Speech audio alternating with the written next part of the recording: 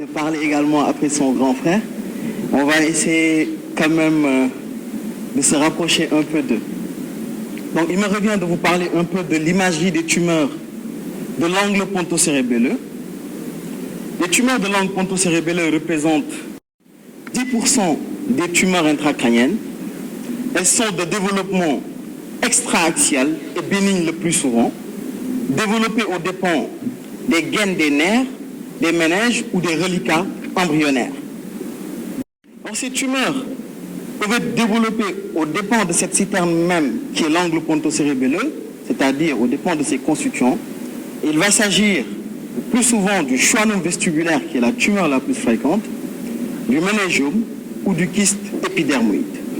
Il peut également s'agir de tumeurs qui sont étendues à l'angle pontocérébelleux, notamment des tumeurs intraaxiales ou intraventriculaires comme l'épendymome, le papillome ou l'astrocytome, ou alors de tumeurs qui sont développées aux dépens de l'os, c'est-à-dire l'apex pétreux. Il s'agit le plus souvent du granulome à cholestérine. Alors, il faut savoir que plus de 95% des tumeurs rétrocochléaires du conduit auditif interne et de l'angle pontocérébelleux sont représentées par le schwannome vestibulaire ou neurinome de l'acoustique, le méningiome et le kyste épidermoïde. Quel sera alors le rôle de l'imagerie? Le rôle de l'imagerie sera de poser le diagnostic, de faire le bilan loco-régional. Ce bilan est très important car il va avoir un impact sur la prise en charge. Et donc, l'imagerie va de ce fait orienter la prise en charge thérapeutique. Et l'imagerie, notamment l'IRM, va assurer le suivi post-thérapeutique. L'angle pontocérébelleux, c'est une citerne. C'est une grosse citerne qui est limitée en avant par le bord postérieur du rocher, en arrière par le cervelet, en dedans par le pont, en haut par le cinq, en bas par les nerfs mixtes. Et donc, tout ce qu'on va trouver dans cet angle, essentiellement, il va s'agir du paquet acoustico-facial, avec le nerf facial et le nerf cochléo-vestibulaire. On va retrouver également des structures vasculaires qu'il n'est pas important de décrire dans un compte-rendu d'IRM, car ils existent normalement. L'IRM constitue donc la modalité d'imagerie de choix dans l'exploration des tumeurs de l'angle pontocérébelleux. Parfois, on peut réaliser une tomodensitométrie pour voir essentiellement l'os et les réactions de l'os, notamment l'hyperostose ou l'existence d'une lyse osseuse. Alors, quel protocole IRM il faudra réaliser lorsqu'on explore l'angle pontocérébelleux? On fera globalement une séquence T2 ou FLAIR qui va prendre l'ensemble du crâne. On fera ensuite des séquences qui sont les plus importantes, c'est-à-dire les séquences 3D T2 millimétriques qui s'appellent sur Philips Drive, sur Fiesta, sur GE Fiesta et sur Siemens 6. Donc c'est des séquences 3D 6, 3D Fiesta ou alors 3D Drive. Et on va faire des coupes qui sont très fines, allant de 0,5 à 0,6 mm. De façon volumique, ce qui va nous permettre d'avoir des reconstructions dans les trois plans. On fera également des séquences axiales en T1, sans et avec injection de gadolinium. Puis, des séquences en écho de gradient T1 après injection, avec FATSAT, pardon. Alors, qu'en est-il des séquences fonctionnelles, notamment les séquences de diffusion, de perfusion et de spectroscopie? On ne les réalise pas de façon systématique. Elles peuvent être importantes lorsqu'on suspecte certains diagnostics, en particulier la diffusion, quand on fait une IRM. Alors, sur les coupes axiales, donc c'est des images qui sont centrées uniquement au niveau de l'angle pontocérébelleux droit. Sur les coupes axiales, on va regarder du haut vers le bas. Si vous vous souvenez bien, l'adage dit 7 up, cock down, c'est-à-dire le facial, il est en haut et le cochléaire, il est en bas. Donc, quand on regarde du haut vers le bas, on va d'abord tomber sur le facial. Puis, on va voir le vestibulaire supérieur. Quand on va aller plus bas, on va tomber sur le cochléaire, ici, qui va entrer ici au niveau du canal cochléaire, et va aller au niveau du modulus de la cochlée. Et vous avez ici le vestibulaire inférieur. C'est très important, on va y revenir tout à l'heure. Et donc, les principales tumeurs de l'angle pontocérébelleux sont représentées, donc le chef de file et le schwannome vestibulaire. Le schwannome vestibulaire, c'est la tumeur la plus fréquente de l'angle ponto-cérébelleux et du conduit auditif interne. Il représente 85 à 90% des tumeurs de l'angle ponto-cérébelleux.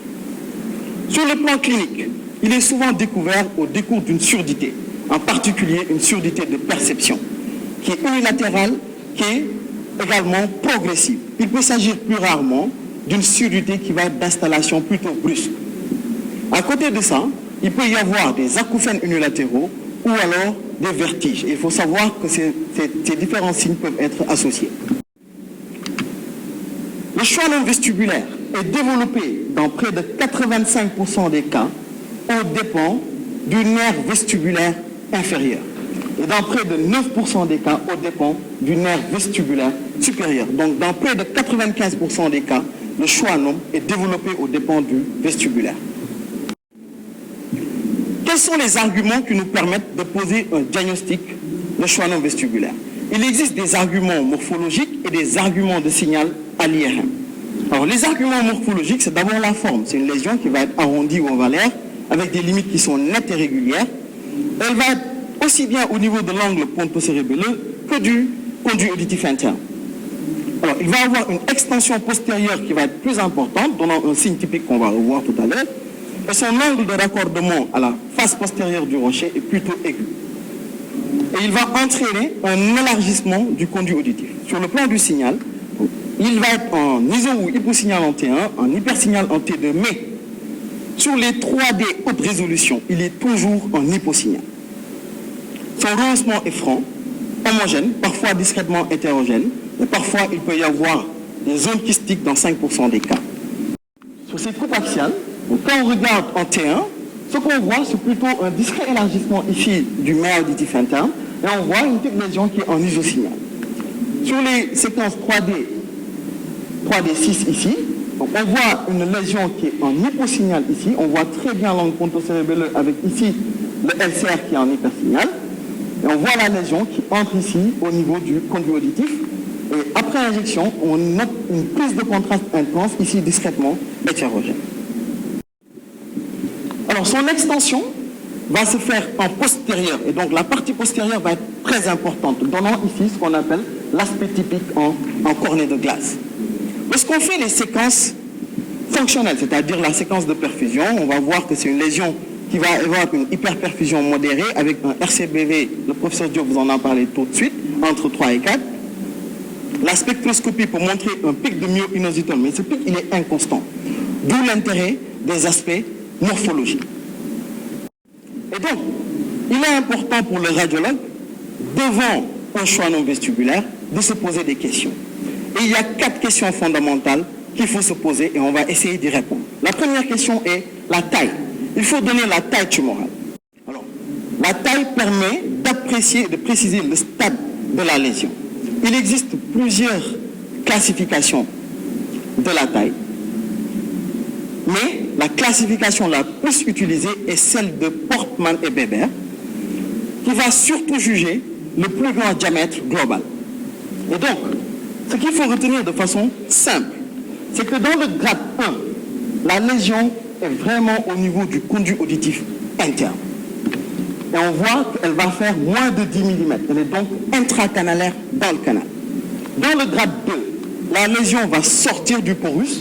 Et donc, elle va faire moins de 20 mm. Elle va déborder le porus, mais ne vient pas au contact du tronc ici. Dans le grade 3, la lésion fait moins de 30 mm. Elle va venir au contact du tronc, mais sans le déplacer. Et dans le grade 4, c'est une grosse lésion qui va venir au contact du tronc et qu'il va refouler. La deuxième question, c'est quel est le nerf atteint? Pourquoi c'est important? Parce que parfois, la lésion, elle est de très petite taille. Par exemple ici, donc ça c'est un terrain injecté FAT7, on voit une petite prise de contraste nodulaire au niveau du conduit auditif interne. Qu'est-ce qu'on doit faire?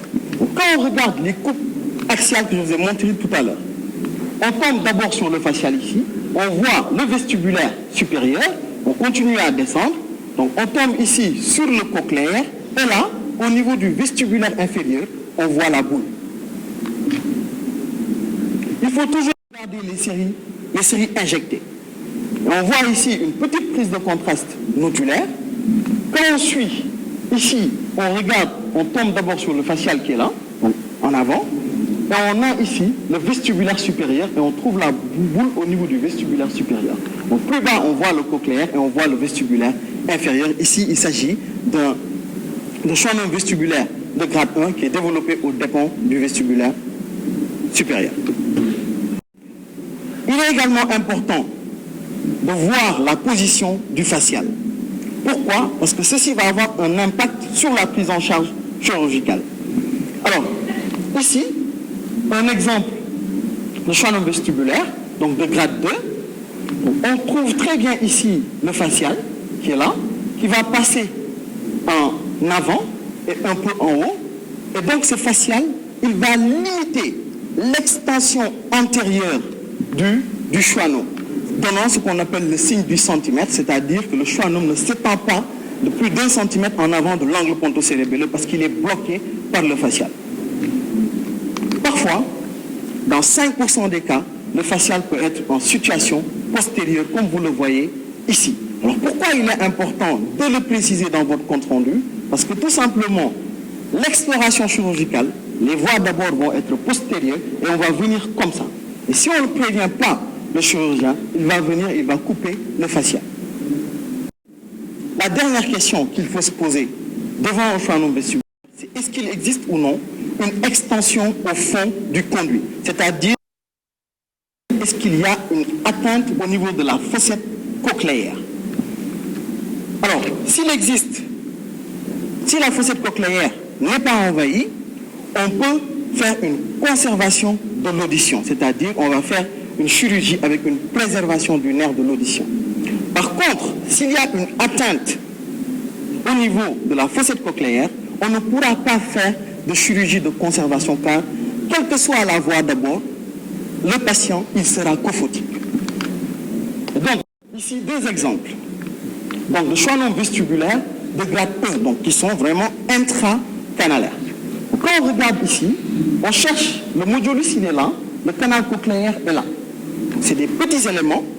Quand on regarde bien, on ne voit pas de prise de contraste ici au niveau du canal. Et quand on regarde sur le 3D6, on voit qu'il existe un peu de liquide, donc une petite zone de clivage est possible. Et ici, on peut faire une chirurgie de conservation du cochléaire. Par contre, quand on regarde ici, le modulus, il est là, on trouve qu'il existe une petite prise de contraste en crochet, là, au niveau de la fossette cochléaire. Et donc ici, il n'est pas possible de faire une chirurgie de conservation. Et ça, c'est très important dans un compte rendu. Après avoir répondu à ces différentes questions, quel est le type de prise en charge qui est proposé dans un schwannome vestibulaire? On peut faire simplement une abstention et une surveillance. On peut également faire une chirurgie ou une radiochirurgie, c'est-à-dire les gamma-knives. Tout va dépendre de l'âge, de l'état général, de la symptomatologie neurologique, de l'ausiométrie et des données de l'imagerie. Dans l'abstention thérapeutique et la surveillance, on va surveiller comment? On va surveiller par la volumétrie. Donc on va mesurer grâce au logiciel le volume du schwannome. Et donc il existe trois groupes de patients. Des patients qui ont une durée de dédoublement qui est très rapide, des patients qui ont une durée de dédoublement qui est intermédiaire et des patients qui ont une durée qui est plutôt longue. Sur cet exemple, on vous montre un patient qui a un schwannome vestibulaire ici de grade 2, il sort du porus, mais il ne touche pas ici le tronc. Quand on avance 2 ans après, on voit qu'il va vers le tronc, et là il touche carrément le tronc, et là il refoule le tronc. Donc c'est un schwannome qui, la chirurgie, les voit d'abord. C'est très important pour nous, radiologues. Pourquoi? Parce que la chirurgie a beaucoup évolué. Au départ, c'était une chirurgie de survie. Survie, pourquoi? Parce que c'était de grosses lésions qui compriment le pont, et donc qui vont comprimer le V4 et qui vont être à l'origine d'une hypertension intracrânienne avec une hydrocéphalie triventriculaire. Et donc, on fait une chirurgie de survie, d'accord?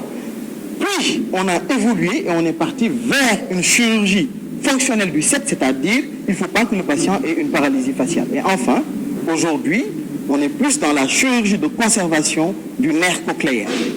Et donc, les voies d'abord qu'on peut avoir, c'est ici la voie dite translabyrinthique, Donc on va passer par le labyrinthe, et quand on passe par le labyrinthe, on tombe direct au niveau du CAI, c'est-à-dire du conduit auditif interne. Par contre, on peut utiliser une autre voie qui est ici rétrosigmoïdienne, donc qui passe là, on a le sinus sigmoïde, donc il va passer ici en arrière. Donc vous vous souvenez tout à l'heure, je vous ai parlé de la position du facial. Vu qu'on passe par ici, parce que les chirurgiens aiment bien cette voie, on peut tomber directement sur le facial s'il est en arrière. D'où l'importance de le préciser dans le compte rendu. L'autre voie, c'est une voie sous-pétreuse. Mais souvent, on peut faire une association au niveau de ces différentes voies. Alors, quelle imagerie il faut réaliser pour surveiller en post-opératoire un schwannome vestibulaire? Il va s'agir d'IRM, mais il est important, avant de faire l'IRM, d'avoir le compte rendu opératoire, de savoir si oui ou non on a mis en place des lambeaux, que ce soit des lambeaux graisseux ou bien des lambeaux simplement musculaires, d'où l'importance de faire des séquences en saturation de graisse. Parce que si c'est des lambeaux graisseux, ils vont disparaître avec le signal, avec la saturation de la graisse. On ne doit pas faire d'IRM dans les 6 mois à 1 an qui suivent l'intervention. Pourquoi? Parce qu'il va y avoir une prise de contraste post-opératoire qui va être toujours présente et pendant longtemps. Toutefois, lorsque l'IRM est réalisé une année après l'intervention, ce qu'on va chercher, c'est des zones de prise de contraste. Cette prise de contraste peut être linéaire dans le cadre inflammatoire ou être nodulaire. Et lorsqu'il est nodulaire ici, on doute si c'est un reliquat tumoral ou si c'est une récidive tumorale. Un exemple, donc ici un patient qui a eu une intervention, donc quand on regarde bien, on voit qu'il existe des lésions qui sont en hyposignal franc en T2 haute résolution. Quand on injecte, on voit une prise de contraste nodulaire, on voit même 1, 2, 3 nodules. Qu'est-ce qu'on doit faire? On doit surveiller le patient à 6 mois. On refait une IRM. Si à 6 mois, on voit que la lésion a augmenté, c'est une récidive et là, on va proposer une prise en charge chirurgicale. En dehors du schwannome vestibulaire, qui est la tumeur la plus fréquente et de très loin de l'angle pontocérébelleux, la deuxième tumeur est représentée par le méningiome de l'angle pontocérébelleux. Le méningiome de l'angle pontocérébelleux, c'est 5 à 10% des tumeurs de l'angle pontocérébelleux. Mais il représente 10% de tous les méningiomes intracrâniens. Il touche souvent la femme, donc plus la femme que l'homme, avec un rapport 4-1, âgée entre 45 et 50 ans. Sur le plan clinique, elle va dépendre de la localisation. On peut avoir un syndrome vestibulaire, une hypoesthésie faciale ou des céphalies. Quels sont les arguments morphologiques? Sur le plan morphologique, c'est une lésion, comme on l'a vu tout à l'heure avec le prof Diop, qui va être plaquée contre la paroi postérieure du rocher. Elle va avoir une base d'implantation large au niveau de la dure mère. Ses contours sont souvent nets et réguliers. Il élargit rarement le conduit auditif et il peut aller à 1 cm au-delà du conduit auditif interne car il n'est pas bloqué par le facial et il a des angles de raccordement obtus à la face postérieure du rocher. On peut parfois réaliser une TDM pour voir les réactions osseuses. Sur le plan du signal à l'IRM, il est en isosignal en T1, en hypersignal, voire en isosignal en T2, et il a un rehaussement qui est intense, homogène et précoce. Et on va noter également une prise de contraste de la méninge adjacente. Exemple, ici, on voit un processus qui apparaît en isosignal en T1, ici en isosignal en T2, mais ce qui est important, c'est qu'on voit que ce processus n'est pas centré ici par le CAI, c'est-à-dire le conduit auditif interne. Quand on injecte, on note une prise de contraste qui est intense, qui est homogène, et avec une prise de contraste ici de la méninge adjacente, c'est-à-dire ce qu'on appelle le dural TL5. Plus rarement, on peut faire une imagerie fonctionnelle, c'est-à-dire une imagerie de perfusion qui va montrer une hyperperfusion du méningiome avec un RCBVO qui va être autour de 4,12 et un pic d'alanine, donc comme on l'a dit tout à l'heure le professeur Diop, donc qu'on peut avoir, et ce pic d'alanine également il peut être inconstant. D'où l'intérêt d'avoir toujours les aspects morphologiques à caractériser à l'IRM, notamment après injection. Pourquoi? Parce que parfois, il y a des cas qui sont un peu difficiles. On tombe sur une lésion donc, qui est fortement rehaussée par le contraste et qui ici semble être centrée par le porus. La question qu'on se pose, c'est est-ce un méningiome, est-ce un schwannome vestibulaire? Donc, qu'est-ce qu'on fait? Il faut regarder toutes les coupes. Et lorsqu'on regarde toutes les coupes, on voit des petites zones d'implantation méningée et des petites zones de prise de contraste. Mais quand ça devient beaucoup plus difficile, il faut passer à la perfusion. Et on l'a dit tout à l'heure, avec la courbe de rehaussement, on voit que le méningiome, ce qu'il caractérise, c'est une lésion qui est hypervascularisée, donc il va avoir une prise de contraste précoce et un petit lavage. Contrairement au schwannome vestibulaire qui, lui, va avoir une prise de contraste qui est plutôt progressive.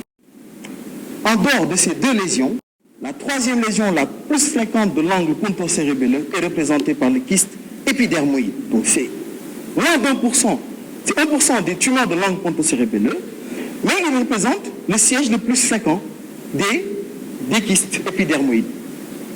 Il s'agit de quoi? Il s'agit d'inclusion d'éléments épidermiques pendant la fermeture du tube neural. Il évolue lentement. Souvent, les signes fonctionnels sont rares et vont être fonction en fait de la taille.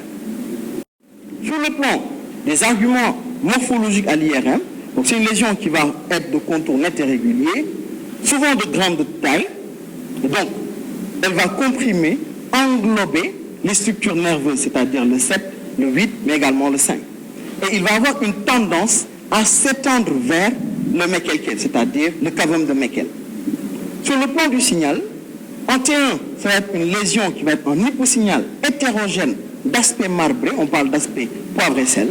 Il va être en hypersignal franc en T2, mais lorsqu'on fait le T2 en haute résolution, on va avoir une diminution de signal et une différence entre le LCR et la lésion. En diffusion, ici, la diffusion est importante et elle va montrer un hypersignal. Et il n'y a pas de rehaussement. Ici, on voit en T1, donc un processus qui est là, donc qui est en hyposignal hétérogène avec des zones en très hyposignal, donc aspect poivre sel marbré.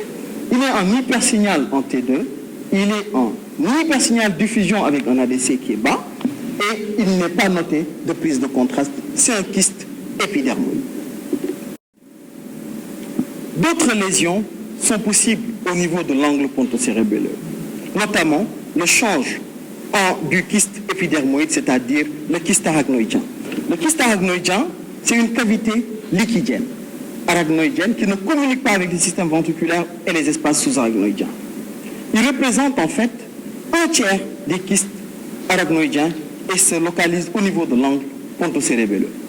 C'est une formation kystique bien limitée qui peut refouler parfois, lorsqu'il est de grande taille, de façon harmonieuse les structures nerveuses. Son signal est identique au LCR. Donc, il est en hyposignal en T1, il est en hypersignal en T2, il ne se rehausse pas et il n'y a pas d'hypersignal en diffusion. La dernière lésion importante, c'est le lipome du CAI et de l'angle ponto-cérébelleux. Le lipome, c'est une tumeur qui est très rare, qui apparaît en hypersignal en T1. Mais le plus important, c'est les séquences de saturation. On voit ici une lésion qui est en hypersignal T1. Qu'est-ce qu'on fait? On fait un T1 FATSAT qui nous permet d'éteindre le signal de la lésion, et donc c'est de la graisse. Donc c'est un lipome de l'angle ponto-cérébelleux. Les tumeurs de l'angle ponto-cérébelleux ont une grande diversité histologique. L'IRM constitue la modalité d'imagerie de choix dans l'exploration de ces tumeurs. Le schwannome vestibulaire est de loin la tumeur la plus fréquente. Pour un radiologue qui trouve un schwannome vestibulaire, il doit répondre à 4 questions. Quelle est la taille? Ce qui permet de faire le grade selon Portman. Quel est le nerf qui est atteint lorsque la lésion est de petite taille? Quelle est la position du facial? Car a un impact sur la prise en charge thérapeutique. Et est-ce qu'il existe ou non une atteinte du conduit? Car s'il existe une atteinte du conduit, on ne pourra pas faire de chirurgie de conservation du cochléaire. Le méningiome, ce qu'il caractérise, c'est son aspect plutôt excentré et son rehaussement homogène avec l'existence d'une prise de contraste des méninges adjacentes. Toutefois, il existe d'autres lésions, d'où l'intérêt d'une analyse sémiologique fine et de l'IRM multimodale. Je vous remercie de votre attention.